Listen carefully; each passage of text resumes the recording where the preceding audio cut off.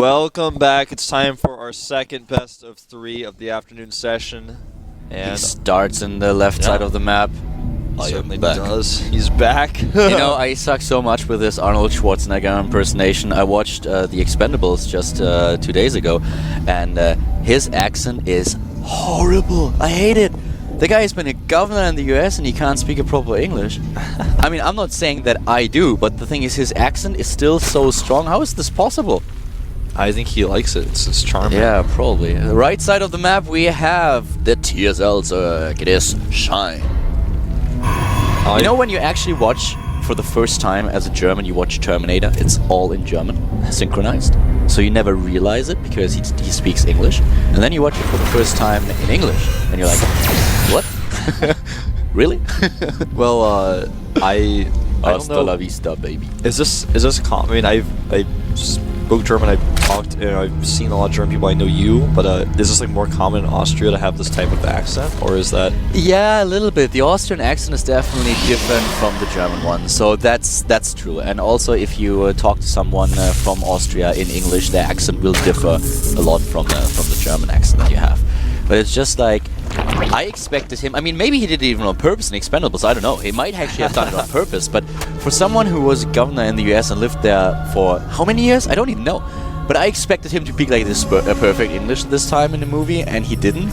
So it was a little bit weird. But still, it's funny. It's not the best movie in terms of like. I mean, I don't even want to. I'm like, well, I don't even want to say it. I'm like, well, it's story. It's like an Arnold Schwarzenegger movie, man. Like, no, I mean, there's more to it. It's Arnold Schwarzenegger. You have like Chuck Norris, Sylvester Stallone, all of them. So it doesn't have a story, but it doesn't have to. It's funny as it is and pretty awesome. But yeah, talking about the Terminator, we have him now with a gateway first. No, not the gateway first. The Nexus first, obviously. Yes. Going into the first forge, we'll add the gate very soon as well. Pool first, but with the timing of this, he already saw it. He knows what to do. And you know, he played really well in his games against Suoshin. I really liked how he approached the matchup, and he was troubling his Zerg opponent so much. So Shine is of course a bit of a different opponent, while Suoshin is a little bit, let's say, sneaky, sometimes cheesy, and a player that is just very hard to predict. We have with Shine a very solid Zerg that's getting better and better. Yeah, and by the way, I don't know if you mentioned this yet, or if you were going to talk about this, but Shine last season lost a poll, wasn't able to get into Codes. Yeah, I was just about to say exactly the same thing. And if he wins today, yeah, then he has to face Polled again. And it's like, what? Talked to the TSL coach, and he was like, yeah, that's a little bit unfortunate. But before this happens, Terminator has to lose. And of course, we all know that it's pretty hard to defeat a Terminator. Yeah. You know, I don't know how well he's been able to practice being governor of California and living in Korea, being part of Casper's 8th team. It's how awesome would that be? It's a rough life he's got. You know, he's also part Android, or is he fully Android? Nobody knows, man. He's looking a little bit different than the Terminator I remember, but maybe he's got some more flesh on him. I'm not sure. Good old T1000. Well, the third base right now is coming up for Shine, of course, and we have him with the extra queen. So far, he didn't take any gas at all, relying on the queens in order to defend. Whereas the Terminator is now completed with his wall. Yeah, he's getting +1 for his forge, which is not actually seen by the Zerg player yet. Even though he has a link in the main, he hasn't been able to check to see if the +1 has been researched. This is something he's probably going to send another link for later, or he may check right now. He's sending it down, and yeah, you can see it now. So he knows a +1 is being researched. Will respond accordingly. Very likely Terminator will add 3 gateways very soon. Even if it's been seen by the Ling, it's still pressure you can put on. Do you realize by now that he already has this Terminator expression on his face? Look at it. Yeah, actually he really does. Oh my god. You know, his chin is up. There's no emotion on the face. This I really like that. This is actually a really good point. He looks like Terminator, kind of, yeah. I want them to zoom in. Like, you know, when he has a huge win in a fight, zoom in and his expression doesn't change. The Terminator is not impressed.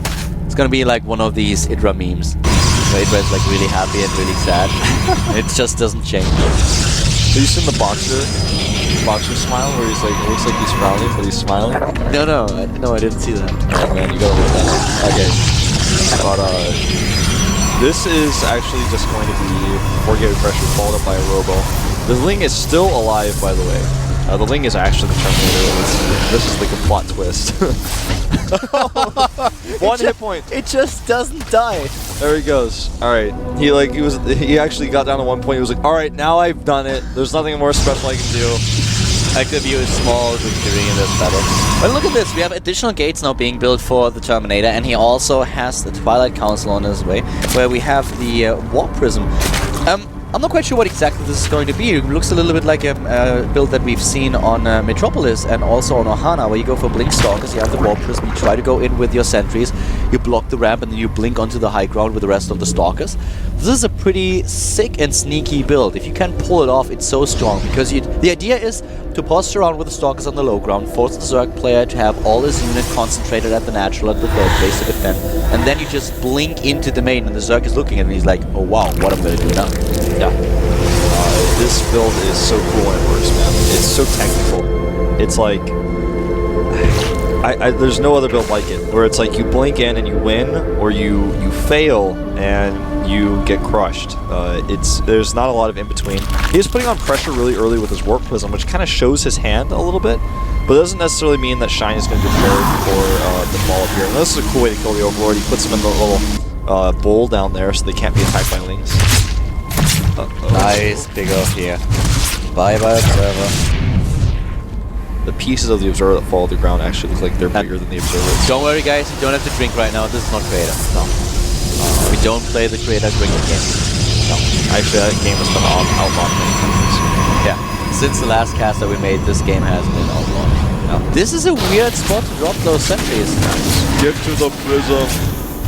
I mean, what did he actually achieve? If you want to go into the mineral line and trap a few drones, yes, but that was a weird force field. Yeah, he was. I mean, I guess he's trying to trap the queen there, but there's too many units. Yeah, but it's not like he's going to kill the queen with the sentries, with 3 of them. Yeah, very unlikely. I mean, he can, but only if the queen just rolls over. And like, yeah, okay. He's not going to do the moon attack. Yeah. He hasn't had it. He hasn't had stopped across the map, but the threat was there. Now he's set up already for counterattacks. The big problem that I have with this build that he's executing right now, I'm not saying that he is gonna fail here, but the problem that most players have, most Protoss players facing a Zerg on this map is the late game. You never want to go into the late games. This is, for example, also the reason why Linux picked this map in the GSL against Protoss. The early game is very strong for Protoss. With a good and well-executed timing attack, you can get onto the high ground in the third base, take down the third of the Zerg, and then proceed into the natural. But if you actually play the 3-base game against a Zerg, Zerg has so many more options and such a huge potential for aggression.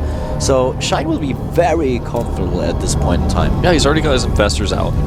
If you ever get your infestors out without, you know, losing a ton of your units or having to do some crazy flanking and dodging all these force seals, if you're like, well, I don't know, you didn't really attack me and I just kind of made my infestors, then you feel like the king of the world. We're going to see a Zealot drop with the Warp Prism on the right side, but there's a Spore Crawler, several Roaches, it's not going to do much. And I really highly doubt that Shine is going to try to kill him here. Yes, he has a lot of Roaches, he has a lot of Zerglings, but he will just posture. And yes, there they are, double bases now. He knows exactly that at this point in time he's in a very good position, that there is no chance that Terminator is moving out with the timing now. He also has units on the map, so taking more bases is exactly what he should do, get a little bit ahead. And even here, now coming in with a nice attack, with a nice fungal on the Warp Prism, using the rest of his units, actually not even going for a single infested Terror, but just completely bungling the Warp Prism to death. Yeah, that was really well done. A great catch there. Very unfortunate for Terminator because now he no longer has this ability to be annoying on the map. The map is totally controlled by Shine.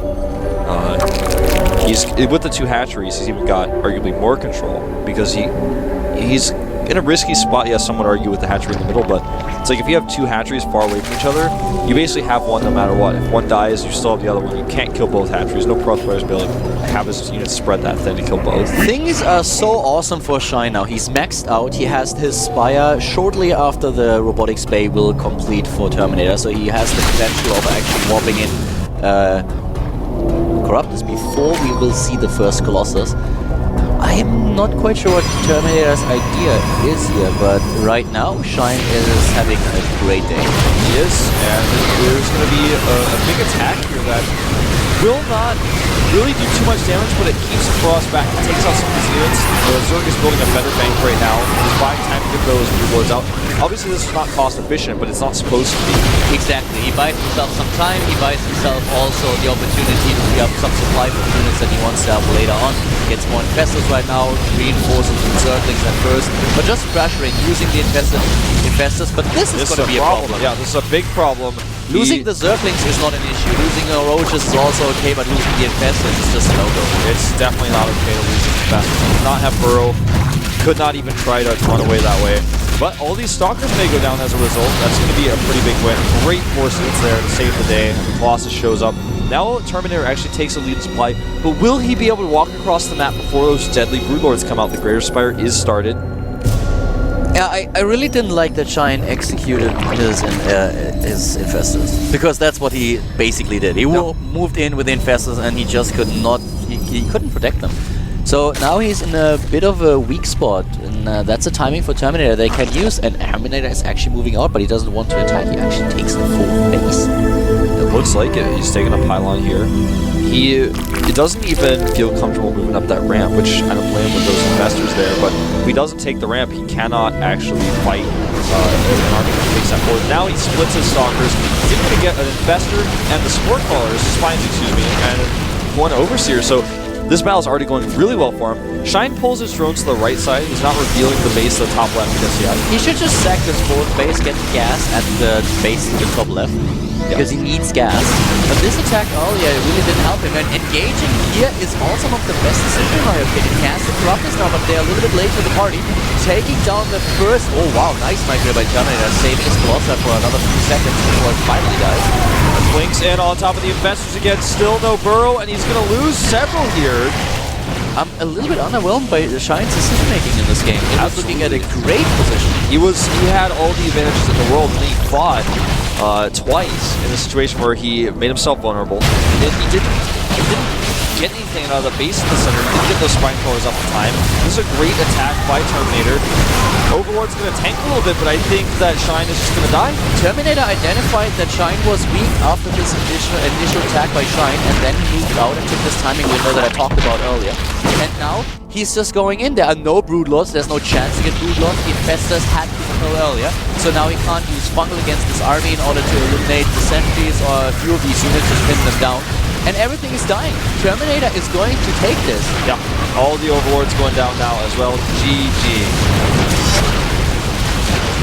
That was a pretty quick turnaround in that game. Shine taking the early lead, not really facing any pressure, shutting down the Warp Prism entirely. As I said, I'm a little bit underwhelmed by Shine. Yeah. I like the kid, I like him a lot, and I've really enjoyed watching his games in the past, but this attack did not make too much sense. If you attack, it's still fine. You can trade a little bit, you can just poke in, put pressure onto your opponent, but only if you make sure that you don't lose crucial units like the infestors. You need those infestors to stop your opponent as soon as he moves out, to buy yourself the time to get the Broodlords in. He was even pretty late with the Broodlord tech. He already had the Hive, he had the Spire, but he still waited for another, I think even another minute before he started the upgrade to the Greater Spire. So Terminator takes a well-deserved win here. Yeah, and Shine is really going to be feeling the pressure in game number 2. The map is actually going to be a good map for Zerg. It's going to be Abyssal City. Map the Process have been feeling pretty sad on. But we talked about this before. For this reason, we were probably going to see an Immortal push off 2 bases. Very hard to play late game against Zerg here, so Shine can prepare for that.